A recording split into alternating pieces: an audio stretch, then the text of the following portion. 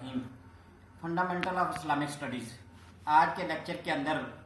ہم حضور نبی مکرم صلی اللہ علیہ وسلم کے اس آخری حج کے موقع پر جو آپ نے خطبہ ارشاد فرمایا اور اس خطبے کو انسانی حقوق کا منشور کہا جاتا ہے، اس کے اندر بڑے اہم نکات بیان کیے گئے ہیں اور امت مسلمہ آج تک انہی سنہری اصولوں کو سامنے رکھتے ہوئے اپنی ریاستوں اور حکومتوں کے اندر مختلف اصول تیار کرتی ہے۔ وہ جو خطبہ حضور صلی اللہ علیہ وسلم نے فرمایا، اس موقع پر آپ حج ادا فرمانے کے لیے گئے تھے اور عرفات کے میدان کے اندر آپ نے اور مینا کے میدان کے اندر جو خطبے ارشاد فرمائے، ان کے جو نکات ہیں بڑی اہمیت کے حامل ہیں۔ ان کے اندر حضور صلی اللہ علیہ وسلم نے شروع میں اللہ تعالیٰ کی حمد و ثنا بیان فرمائی ہے اور پھر ان لوگوں سے کہا کہ میری باتیں غور سے سنو، ہو سکتا ہے کہ آئندہ میں آپ سے دوبارہ یہاں نہ مل سکوں۔ یہ اس موقع پر تھا کہ جب 1,44,000 صحابہ کرام رضوان اللہ علیہ اجمعین آپ کے ساتھ تھے اور آپ کا خطبہ دور دور تک جو ہے وہ اس طرح سنا جا رہا تھا کہ ہر تھوڑے فاصلے کے بعد ایک مکبر موجود ہوتا تھا اور حضور صلی اللہ علیہ وسلم جو جملہ ارشاد فرماتے اس کو وہ مکبر بولتے اور وہ پھر اس طریقے سے آخر تک پہنچتا۔ تو آپ نے جب لوگوں کو یہ متوجہ کیا کہ آپ میری باتیں غور سے سنو، لوگ متوجہ ہوئے، باتیں سننا شروع کر دیں، تو اس کے اندر آپ نے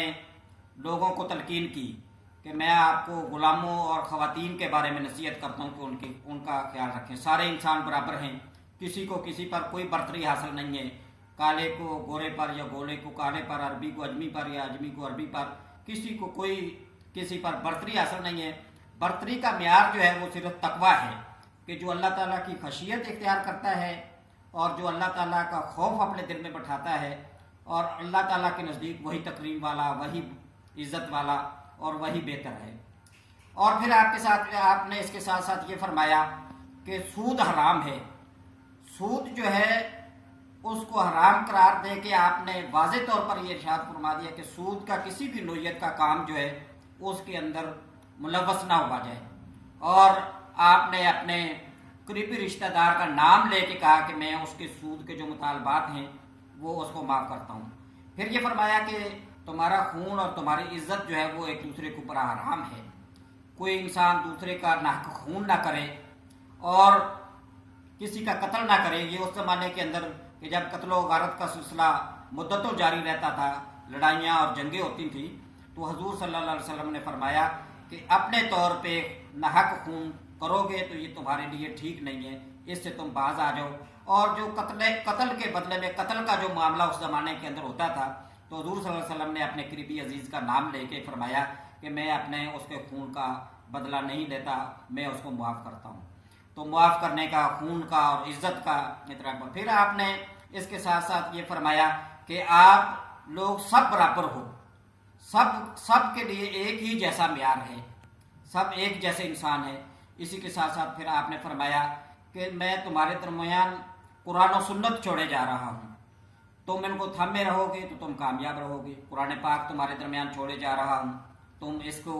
اس کے ساتھ وابستہ رہو،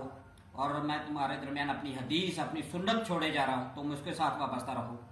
اور پھر اسی طریقے سے آپ نے فرمایا کہ آپ تمام لوگ جو ہیں وہ اس بات کے شاہد بن جاؤ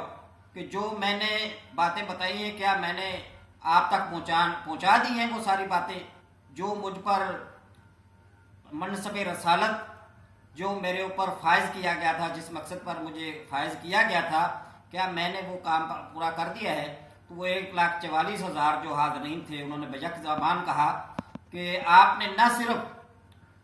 وہ پیغام ہم تک پہنچایا ہے بلکہ پیغام پہنچانے کا حق ادا کر دیا ہے۔ تو یہ خطبہ اس کے اندر پھر اسی پہ وہ سورہ مائدہ کی وہ آیات آپ نے پڑھی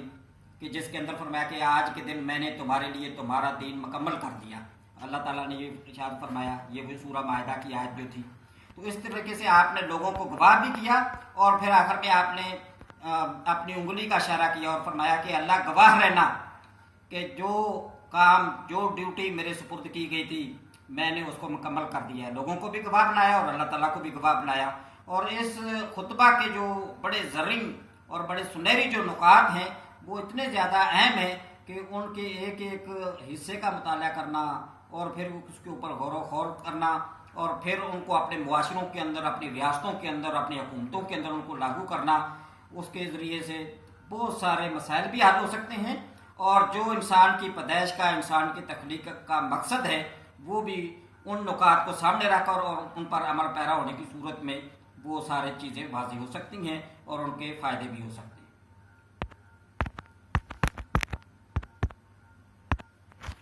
ये भी 5 मिनट का है।